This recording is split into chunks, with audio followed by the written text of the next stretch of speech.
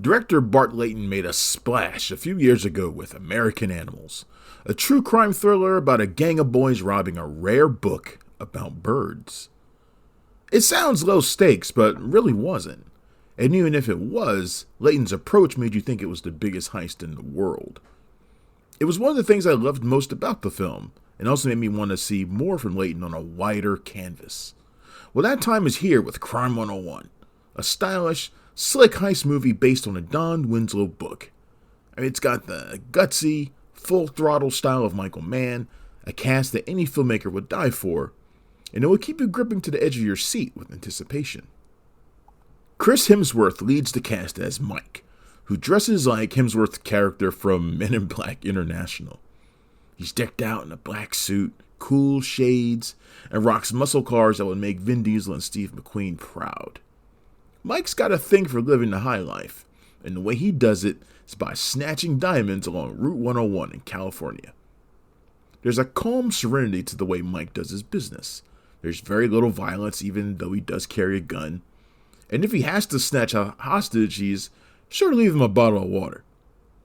This non-violent approach, and the clear territory Mike favors, is a pattern noticed by beleaguered detective Lou Lebesnick, played by Mark Ruffalo. In true old-school crime flick fashion, his bosses don't believe his theories because they never believe the only smart, honest cop in the room. Duh, that's what always happens.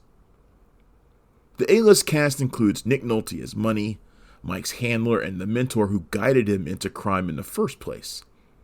When a job goes off the rails, Mike sees it as a bad omen and starts looking for a way out. But Money is only about his name kind of says it all, right?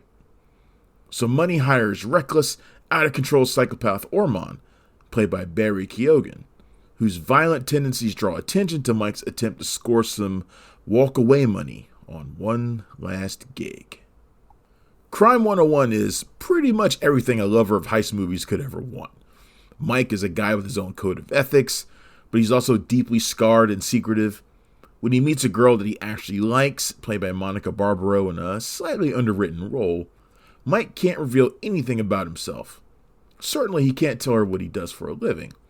When he sets out to recruit overlooked insurance agent Sharon, played by Halle Berry, he appeals to her wounded ego and want for revenge against the all-boys club holding her back.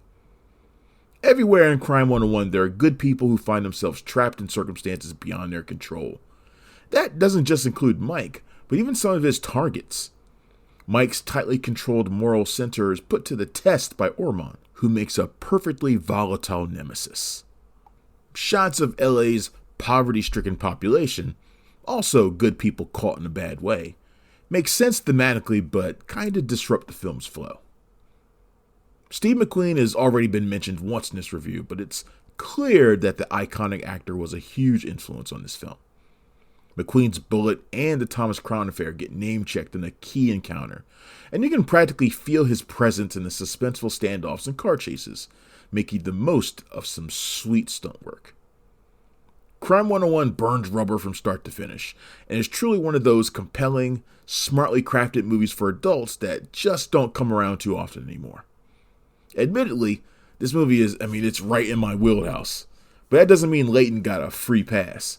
His work continues to impress in every way, and for me, he's becoming one of those directors I will always expect big things from. Crime 101 is in theaters now, and it gets a 4 out of 5. Thanks for checking out the show.